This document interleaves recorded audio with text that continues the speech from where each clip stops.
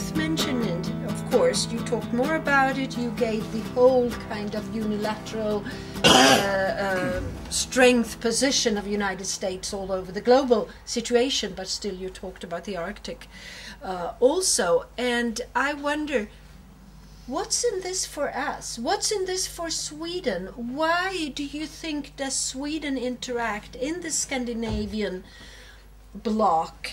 Is it solely for economic reasons, also then being part of a military building up? Why is Sweden part of this, or is this something natural considering the EU position? Or would you like to? Well, I can say briefly, after, as I said in the beginning, after joining European Union, it was, if you read the text, it was also the common security and defense policy. So we already, when we voted yes to join European Union, we said if we want, voted no to European Union when we had referendum, just for one reason. I saw this coming. I saw this militarization coming, and the biggest, most important reason was we don't have nuclear weapons in Sweden, and we are strongly against nuclear weapons. I voted no because I knew that now we will go into a nuclear power, and there we are. And it is very little. I remember very clear when Maj-Britt Theorin asked Carlbäck about nuclear weapon, and he was furious why she could be so impolite and bring up this absolutely unimportant, or it had nothing to do with this. And we see very clear that now, as Sweden is almost, some say that we are 99% in NATO, and it's just the signing. We are in this nuclear weapons body, and because the US have nuclear weapons deployed, B-61 in 5 countries in Europe. So, and the nuclear capable wings were conducting war in Norrbotten, in Vidsel or NIT.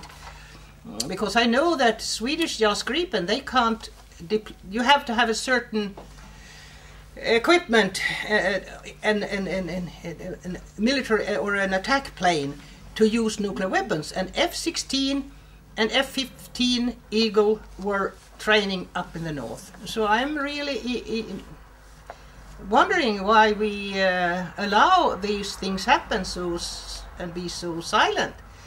You asked me, well, as Sweden is in the European Union, like they said in an article in Dagens Nyheter, no, it was in Svenska Dagbladet, or that we cannot forbid NATO to land and train here in Sweden. We cannot do that, they said. And then after all these these agreements, well, it seems like we have already sold out our soul. And another thing that I think we should consider when it comes to Sweden is that Pentagon never, ever in their paper talks about Norway, Iceland, Sweden, Finland. We are the northern flank. The northern flank. And they don't give a damn of it is a border between Norway and Sweden and Finland. We are the northern flank. And we could see it so clear when this lawyer Arrow, which Ofog baptized Royal Error, and I think it was a good name, when the war game was conducted from Bodø, and from Finland came the plane, and from Oulu airfield, F-21 in Luleå, and Bodø, they were using these airfield for the war, so they didn't care about the border. And another thing that I think also should worry us, really, when we talk going, or Sweden going, or the northern flank going north, is that last year a huge airfield, command center was installed in Reitan, north of Bodø. What is Reitan? It is the only command center above the Arctic Circle. It's called Reitan. And what do they have there? They have in the cave big display of computer, like we have a wall TV, you know, we can see the world, but they can see Barents Sea, every centimeter of Barents Sea within Reitan cave. They can see almost the whole Afghanistan. Why can they do that? Because they have also S-range within North European test range. And what is S-range? Well, it's the world's, I looked it up again before I went here, the world's biggest downloading ground station for satellites. So S-range downloads images over the whole Russian continent and send the pictures to Pentagon. That was S-range is. So we are, and yes, to be able to launch a war, you have to have now it comes to things I really don't understand myself, but I've read it so I can say it. You have to have, I really don't understand what I'm talking about sometimes. No, but I think it's dangerous, that's enough. You have to have real-time information. And now they have installed Galileo ground station in S-range. It is also one of the, so when you want to know exactly what's going on, let us say in Barents Sea, you know it at the same time. It doesn't take 1 second. You have it real time. Real-time information, and then I will go further on, I will stop now, is important for modern warfare, to be able to launch missiles, bombs, because you need space installations to know, to pinpoint the target, as I told you before. Thank you. Yury, when you look upon this from outside, so to say, a specialist from outside, from Russia, what would you say? What would you think that? Why has this developed for the part of Sweden like this? Well, I will be saying a lot, but first of all, your state is a member of Arctic Council. And everybody knows perfectly well that militarization is going. And if you look on memorandum which are produced by the Arctic Council, no any single word was told about that problem. That is the first, which worried Russians. The second, if you have an army, you ought to have a virtual enemy in order to prepare for conducting combat actions.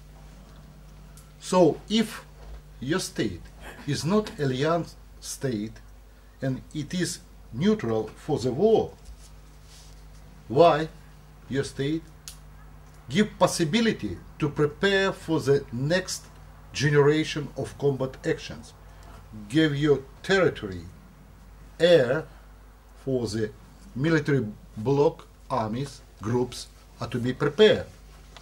It means that it's not neutral state.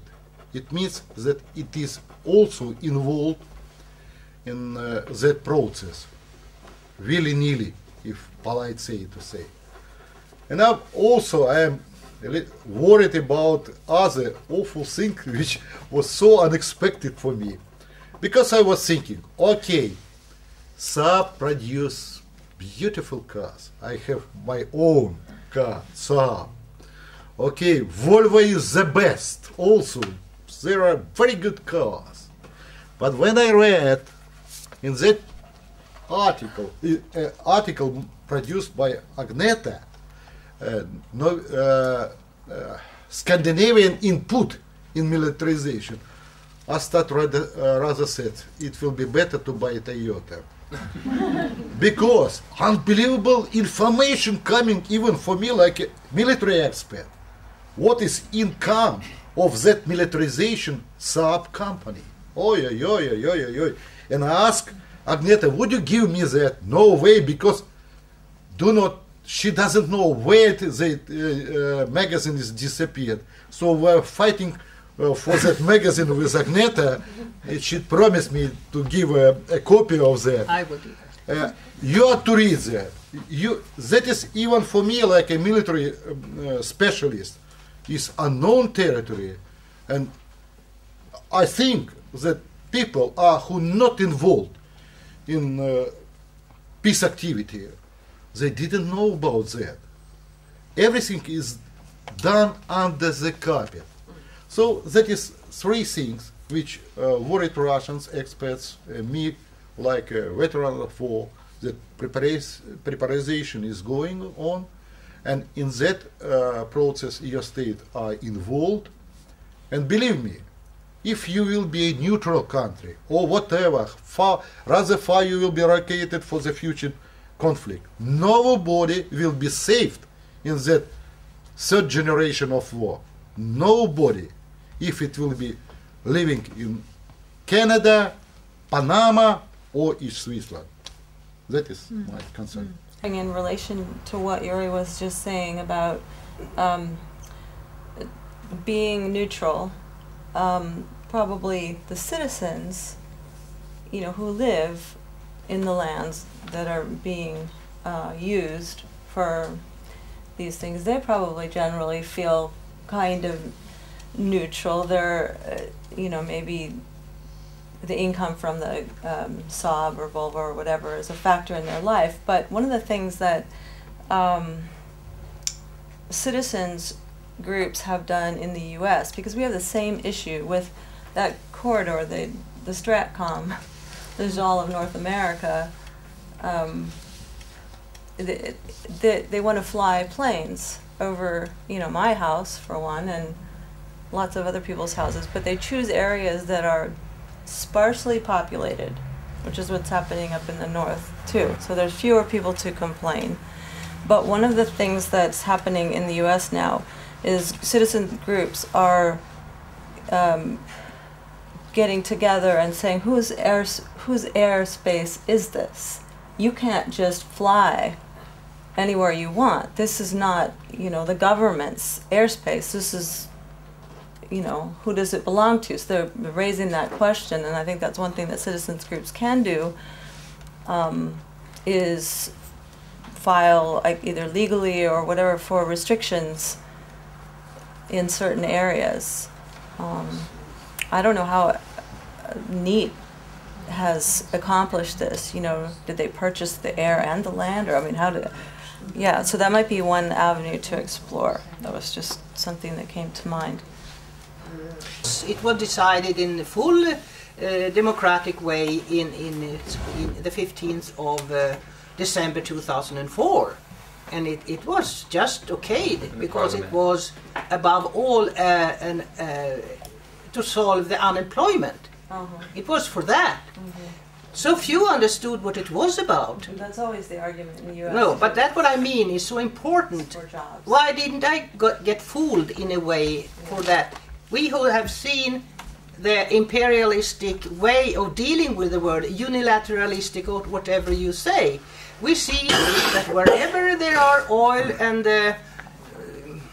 gas, NATO is not far behind. And I was in Lisbon in the NATO summit in November, and there is a decision that NATO is for protecting oil and gas pipelines. It is one of their duties. And the most scaring of all things is that if there is a country who deny another country, let us say Russia, to have their access to oil, it can be a cause for go to war.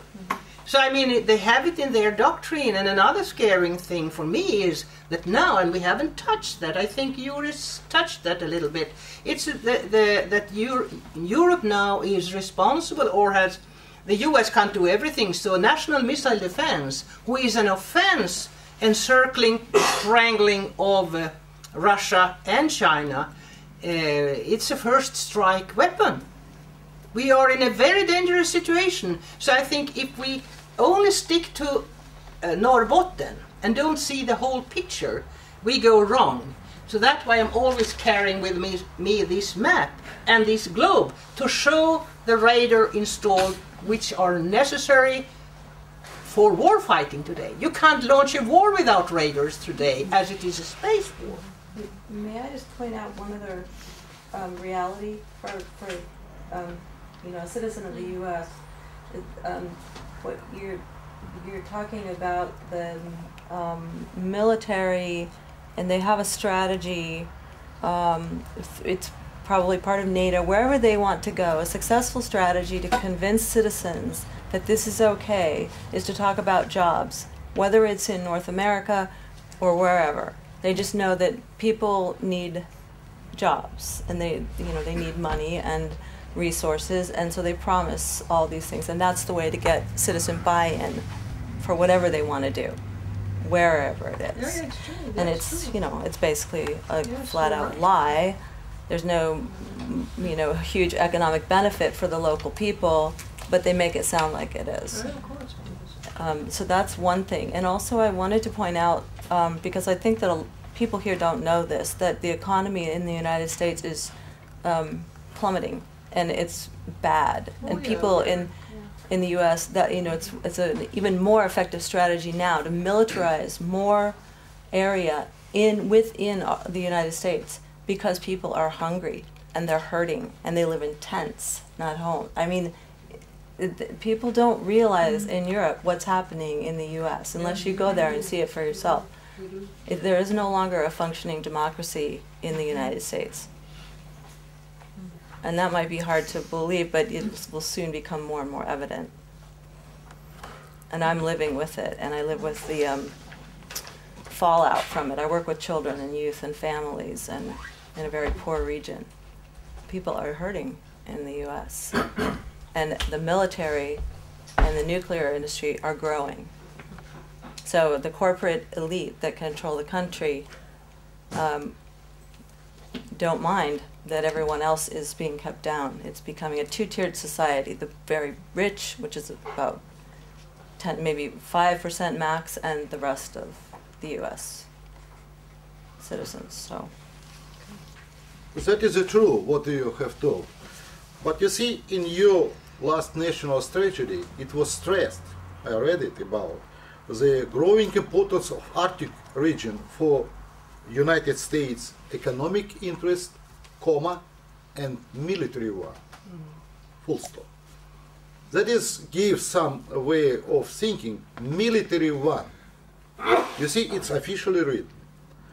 But there's also another way to look at it, and how can we sort of promote the right solution, I mean peace, instead of getting a major conflict. And then I'm thinking about the real long-term interest of all these nations up in the north should be to avoid a conflict, rather to share the resources. and what do you think about the probabilities for a major conflict, Yury? Because during the whole period after the Second World War, we have not had a major conflict between the sort of superpowers. And I'm not talking about only the United States and Russia, but also maybe China and you know, the really big powers. They have not been involved in any major fighting. What is the probability for a major conflict? There must be a risk for it, and there is also a chance for peace. But how are they? Can I just add one small thing? We had this long going very conflict between Norway and Russia, which was solved now, but the borderline. There's been an ongoing small conflict for a long time. Is there a possibility to actually solve the whole problem that way? It's quite interesting how it might be a military conflict between the main actors, I'm saying. Because we have two actors until now, and another one is sitting in the bush. You see, you know about whom we are speaking about. He keeps silence, but he also, because I'm working in also not in Institute of USA and Canada, but in Far East Studies, where China is the main player. He every time keeps silence. But during our negotiations, they are asking what is going on for Arctics, how is ice is melting, can we involve in that process? Believe me, that is the second superpower, growing rapidly and steadily. As for the possible conflicts, you remember what was the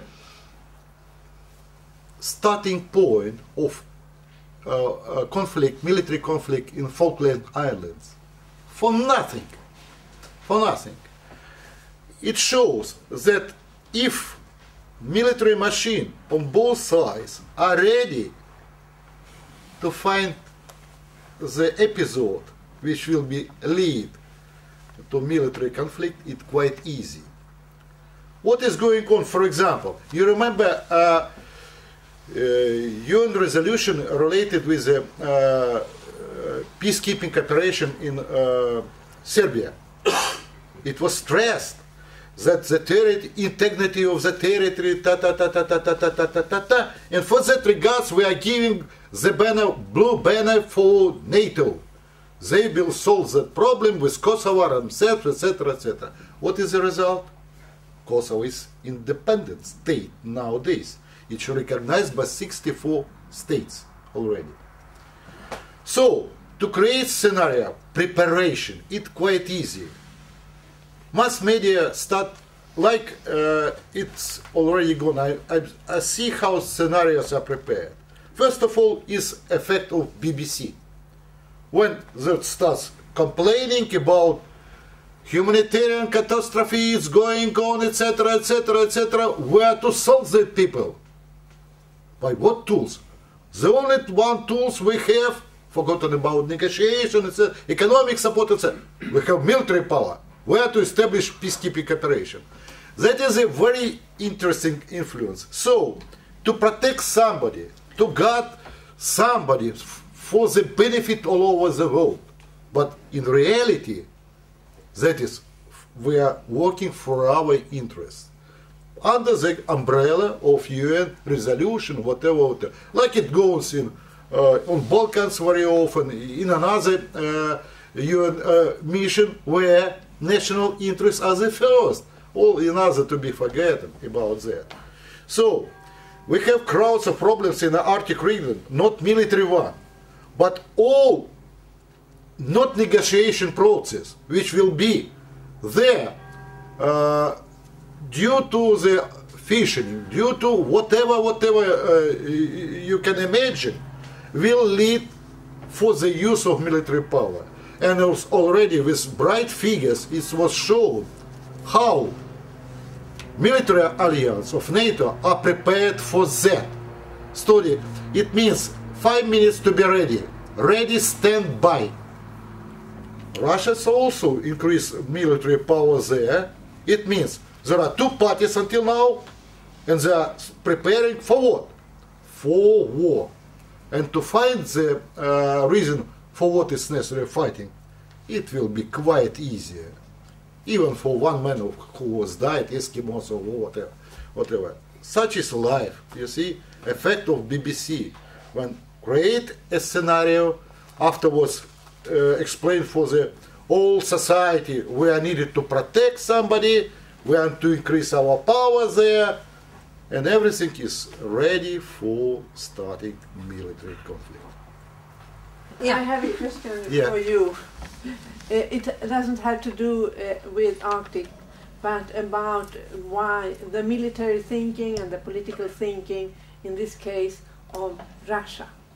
Yes, that we are talking about the interests that lead to war. And why did Russia not veto the war on Libya? Delicate diplomatic question. But it's difficult to understand. Yeah, I will tell you the truth. What was the interest of Russia not to veto? Yeah, I will explain. Two members of the Security Council who has the right to veto, China and Russia, keep silence. For China it's quite easy to understand. the very strong connection in economic area. And Russia still believe that if for the promises they receive something, I mean to enter the global economic system, which WTO is WTO, yes. WTO, that is. It was promised. Do you know how long that promise lasted? 20 years. We are going for negotiation, and we are listening, and still believe. When the Cold War was over, you remember how the Secretary General of NATO promised no any age will be further. Chancellor also promised. France promised. What is the result? We already surrounded by the alliance forces. So that is a mistake of Russian policy. That is my private point of view. But so So you're I saying think that it was for the whole promises that they would at least get Yes. into the WTO. Yes, and believe me, never ever that story will be lasted 10 years more. It's not good policy, because from my point of view, Washington behaves himself gentle with the power station, and if you are just like a waiter, what do you need it else, etc., etc., he believes like with the waiter. You see, that is my point of view. Maybe I am a little bit wrong, but a lot of people are thinking in my country like that. Yeah, I would like to comment the NATO, no, the United Nations, which was mentioned here. And I forgot to mention that in the Lisbon summit, one of the important steps was that NATO and United Nations will almost merge to one. There was an agreement between Jaap de Hoop Scheffer in 2008, I think it was in September, when they signed an agreement, yes, thank you, between Ban Ki-moon and Jaap de Hoop Scheffer that NATO will step by step take over the peacekeeping forces. And another rather terrible thing is that I must say Ban Ki-moon wanted it to be secret, not told, but NATO, you can find it on NATO's website. They put it on the website directly. So in the draft for the summit, there was, and I'm not sure if they have already installed an office in UN building, but they certainly will. And another, I don't find the word, horrendous or whatever, is that NATO has, so to say, hijacked 1325. That means Security Council adopted a paragraph to bring in more women in peace negotiation, and that women in each unstable area should play an important role in peacekeeping and avoiding a conflict. Now NATO has made it their own, and they use it to bring more women into the military.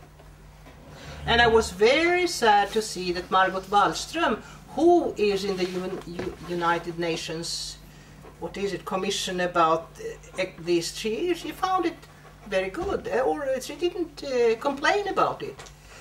And I could see that in Norway when we discussed this, that the highest authority of 1325, they receive a lot of money.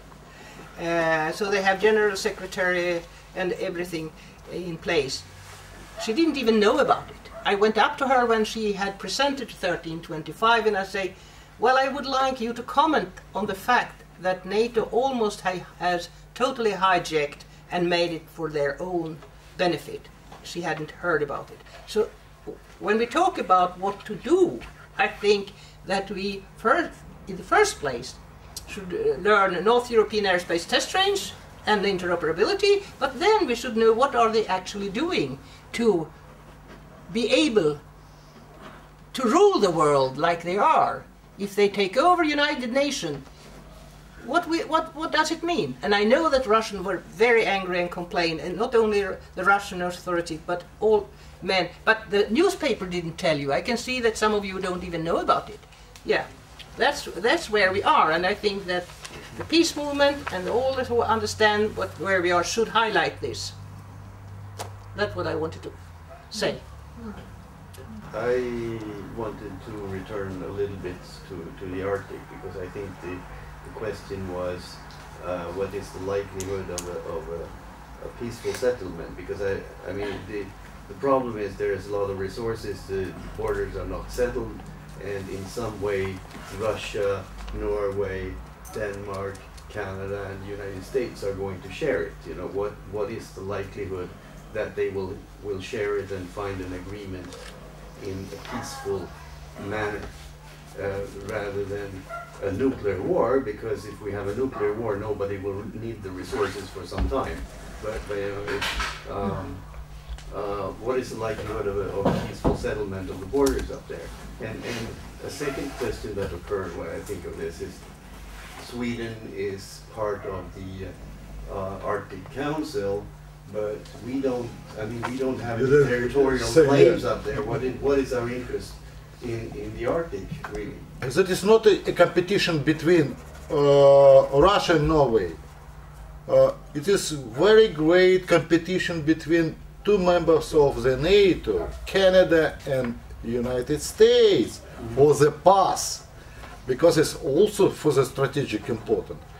That is a problem with Russia and Denmark. Denmark with Norway. It's everywhere is a problem, and it looks like a hullabaloo, brown movement. You see, but we have a tool.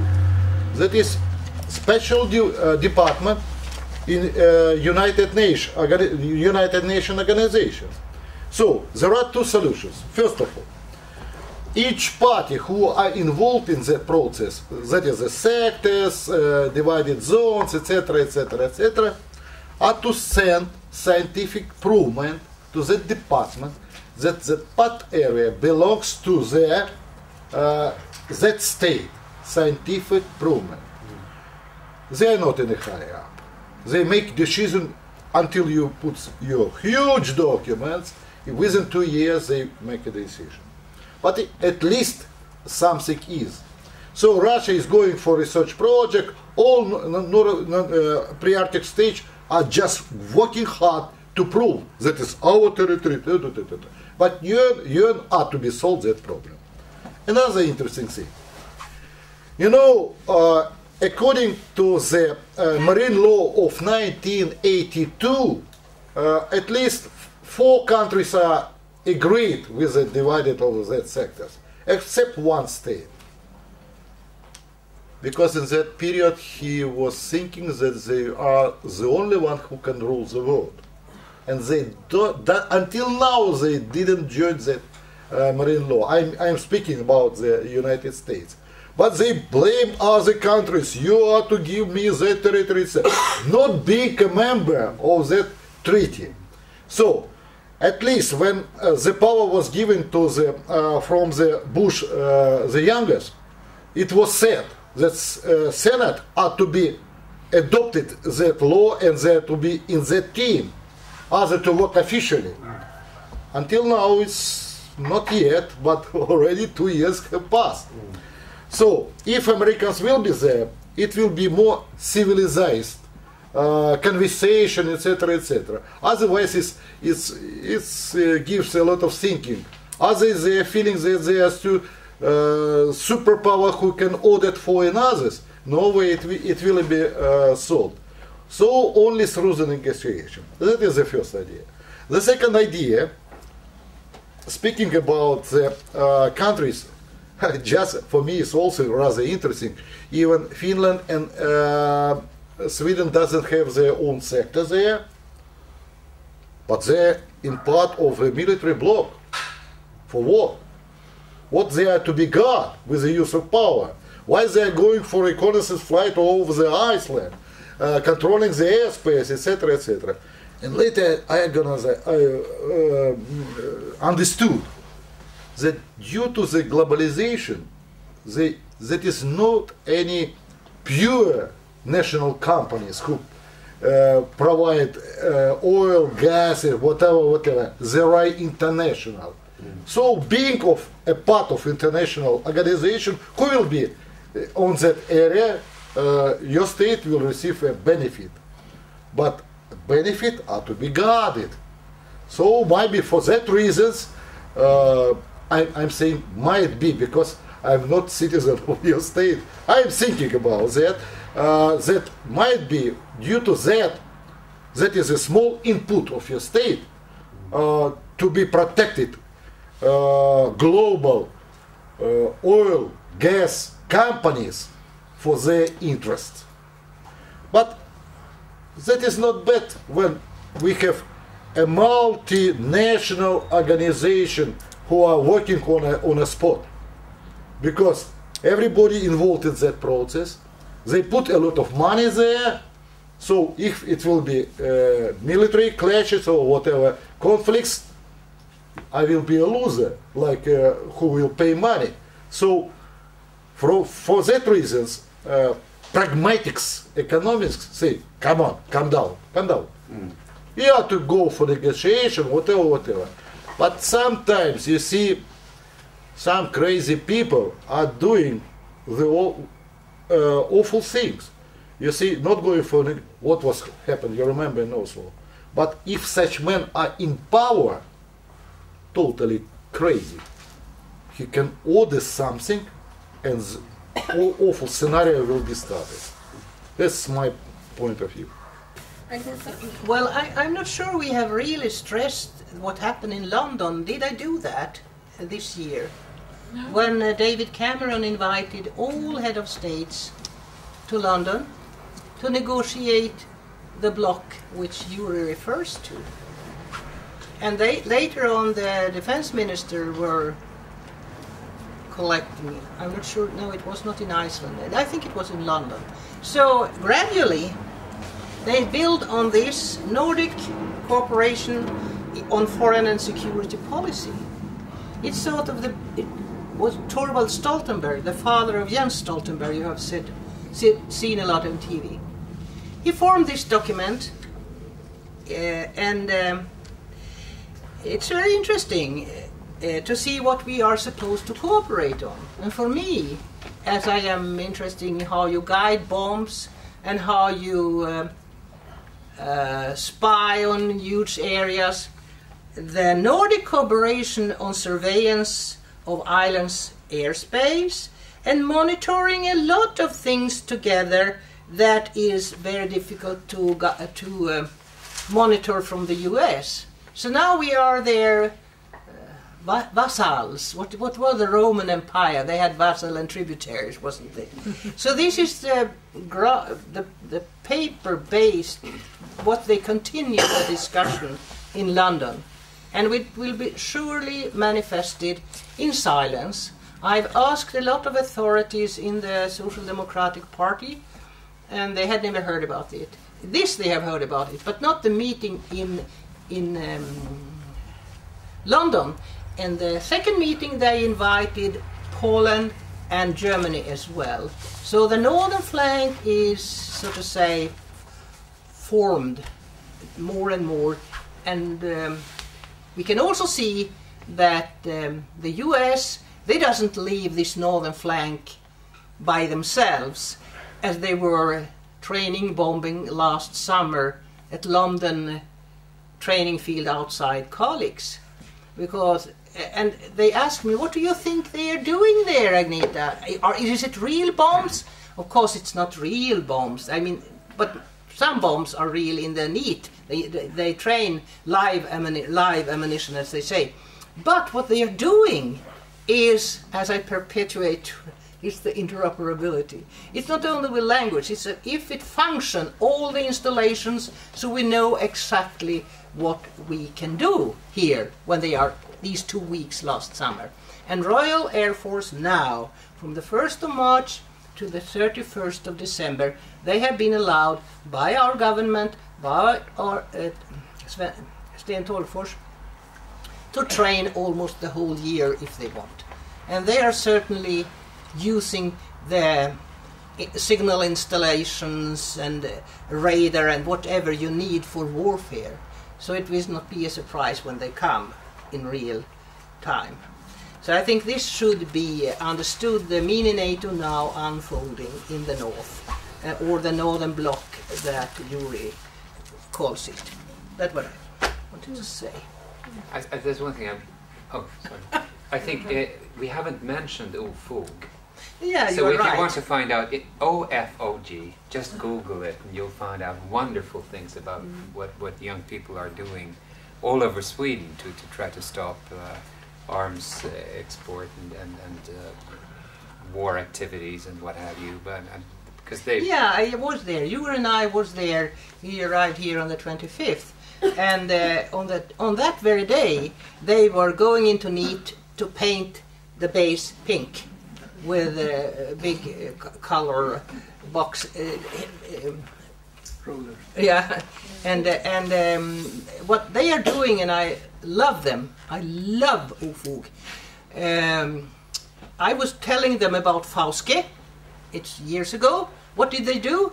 They took their lousy car, went up to Fauske.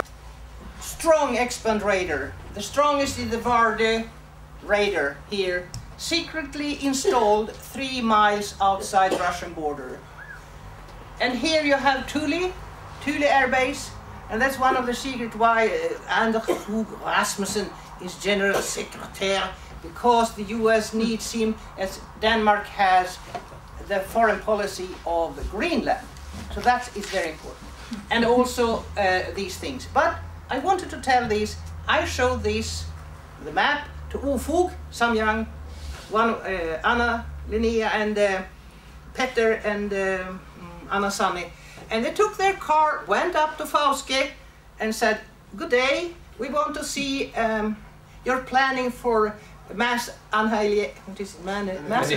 killing." And they said, "What?"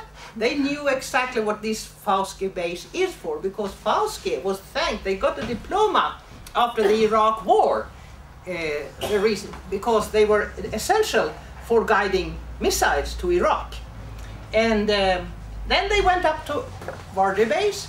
You know, Sweden is, they live in Gothenburg, those children, I told you, it's like my grandchildren, and then those kids I informed about Varde base. And they drove up to the north. It took them days to go into, and they say, and they were dressed so neat, "We are here to inspect the mass killing center." Oh, they had never been visited like this. So they are doing great things, and these are the only thing that has been discovering now NEAT, North European Airspace Test Range. So today, like when I in 1968 was waken up by a small boy pressing my doorbell. "Good day, Mrs. Norberg," or they call me Mrs. Norberg, very polite young. He was 17. "Will you buy a Vietnam bulletin?" Or should I buy a Vietnam bulletin? I don't really know. I looked back at my husband. Maybe it's wrong, maybe it's right, but I bought it. So the young, from that on, I'm on the road. From that, yes, I am. Seriously, it's true. And I was so impressed. And now the young people are showing us, look at this, look at that, painting it pink or whatever. Wow! But one thing, I go here again.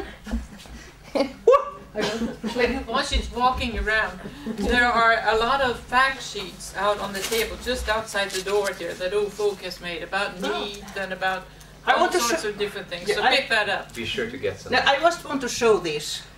And this is a military tank. They painted pink in Umeå and in Umeå and other places. And this is another tank. It was from Lisbon. But these are two wrongs, actually, and I won't blame them, because the next war won't be a tank war. The next war won't look like this, or like this. It's a space war, it's a drone war, it's a national missile defense war, it's space. These are obsolete, so to say. So I just wanted to point out that we have to stop looking back when we talk about what's going on. We have to see what they have created like this and the map. If you have this in your mind and you have this, you understand. And then you can say, oh Agneta, you are so terrible, what shall I do? But where's this good news? Look to where is the closest base you will close and do it. That's true. Because like in Ecuador, they did it, for heaven's sake. Like in Vieques, they did it. Vieques, they drove away the Americans. They can't be there and bomb because they decided that. So I mean, we can see how can we get rid of NEAT? How can we get rid of Onsala? What is Onsala? Onsala is 10 dishes supervising the whole Europe and third world. And we have it in our border. We can take on. And what's going on in Kungsängen? Do you know what's going on in Kungsängen? Anybody? Training. Well, a lot of things close to us. It's very close. You can go by train on the bus card. So I mean, look to what is the closest, close it. That's our duty. I just wanted to point to one thing that actually happened and which we are proud of. It happened in June. Actually, Agneta Norberg was awarded the Peace in Space Award. It's a international award given by the Global Network Against Weapons and Nuclear Power in Space. And Agneta, why did you get this one? It is there. What was the? Well, I think it's a little bit scaring actually, because when I joined this network with professors and physicians, and they have a lot of titles, and I am what am I? I'm an angry woman about. That's what I think is my. You're a teacher.